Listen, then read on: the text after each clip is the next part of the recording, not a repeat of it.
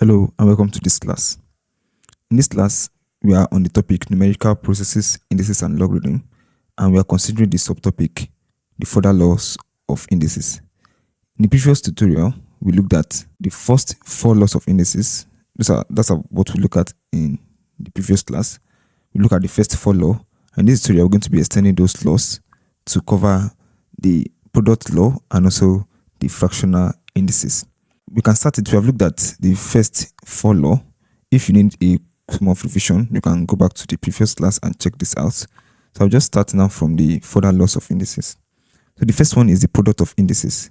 If you have an example, a number x, which is raised to the power of a, and we have all of this again raised to the power of b. Now take note of what we have here. We have x, original number, which is raised to the power of a, and we surround all of this with brackets, and this also raised to another power. So how do we approach this?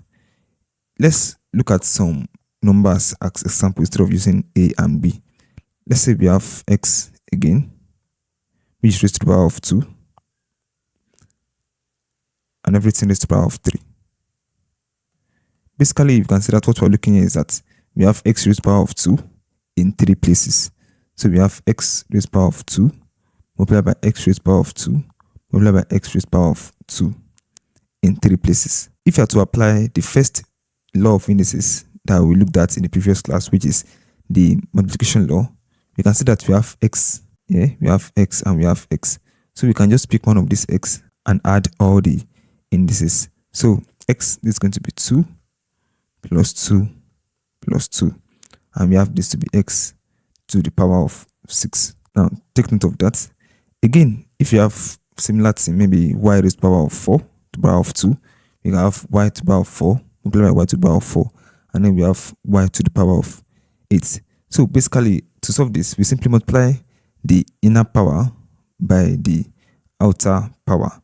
So we can say that x squared to the power of 3 equal to x squared multiplied by 3, and this gives us x to the power of 6, which is the same thing as what we got here.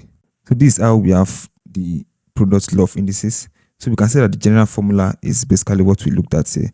If you have x to the power of a and everything is power of b, this is simply x to the power of a b. So the law is very simple, very simple.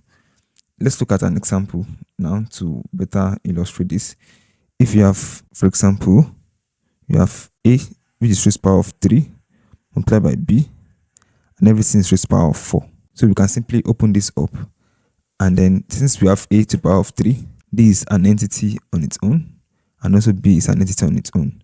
They are both multiplying each other. So it's like saying that we have a to the power of 3, b to the power of 1, and everything to the power of 4. So that's basically what we have in this case.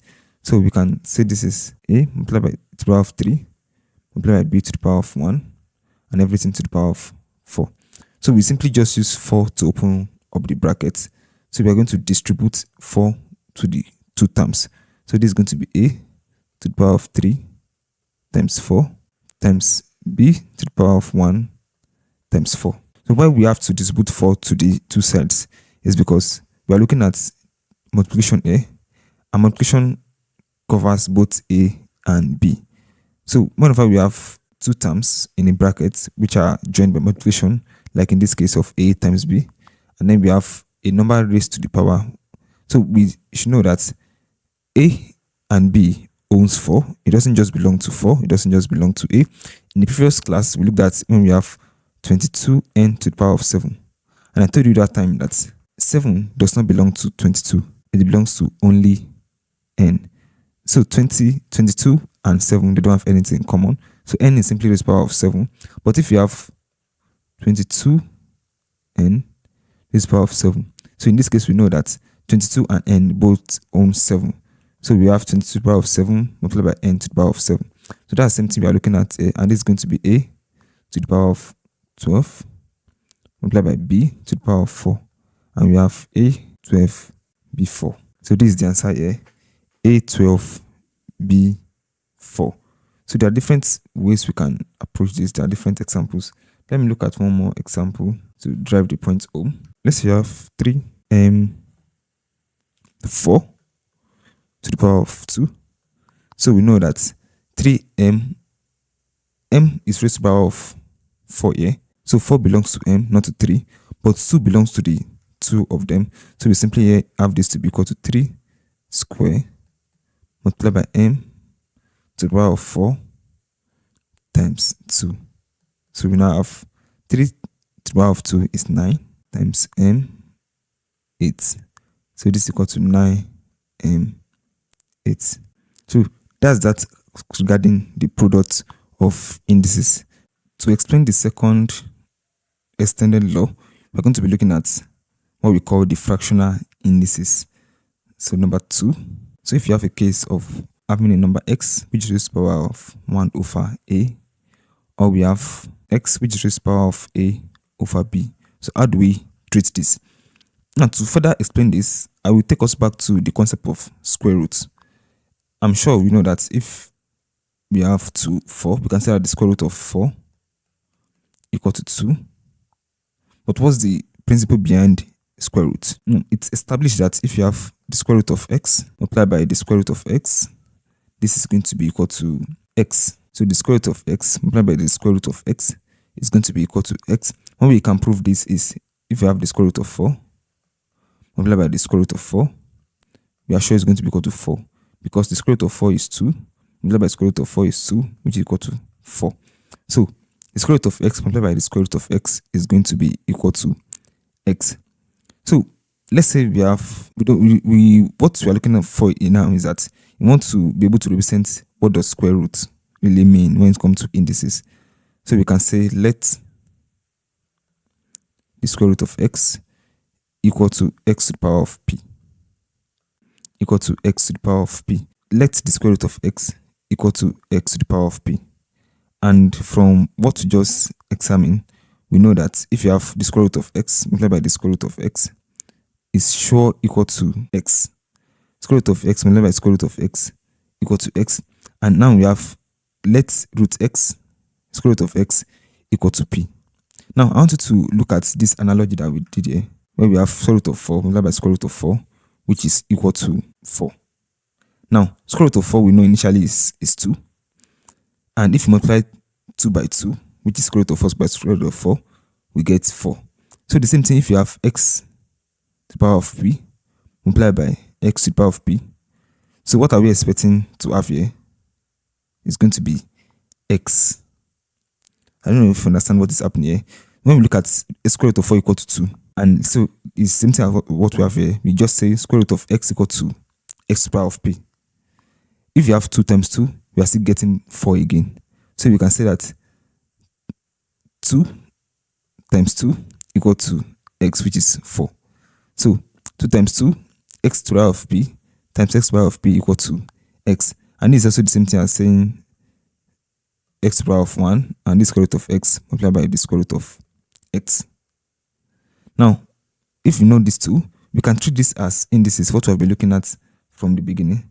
So we can treat it like this is going to be x p plus p equal to x to the power of 1. So this simply equals to x 2p equal to x to the power of 1. x 2p equal to x to the power of 1. So we have x here, we have x here. So we can just cancel out x, and then we have 2p equal to 1. If I had to find the value of p here, we simply say that p equals to 1 divided by 2 if we divide both sides by 2. So what this is telling us is that if you have square root of x, we simply refer to this as x to the power of p, and p equal to what? 1 over 2. So the square root of x is going to be x to the power of 1 over 3. So if you have the fourth root of x, it's going to be x to the power of 1 over 4. So let's look at just 2 examples here, and then we call it a class. So if you have example, but to simplify 9 to the power of 1 over 2. So this is like saying the square root of 9, which is 3. And that way we can approach it is saying, if you have, we know that 9 in itself equal to 3 to the power of 2. And then we are multiplying this by 1 over 2.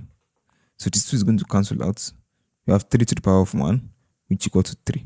I'm sure you get that. So if you also have example 2, you have 4 to the power of 1 over 6 multiplied by 4 to the power of 2 over 3 to the power of 1 over 3 also. So 4 to the power of 1 over 6 multiplied by 4 to the power of 1 over 3. So we can simply say this is 4, 1 over 6 plus 1 over 3. This is like the normal indices that we've looked at before. And then we can say this is equal to 4. So if you add 1 over 6 plus 1 over 3, let me just do that very quickly. So 1 over 6 plus 1 over 3. So you have 6 as the LCM. This is 1 plus 2. So this is 3 over 6 equal to 1 over 2. So we have 1 over 2. So you can simply say this equal to 4 to the power of 1 over 2, which is simply the square root of 4, which equals to 2. That's how fractional indices used to behave. So let me just give a quick exercise here to work with. So try this.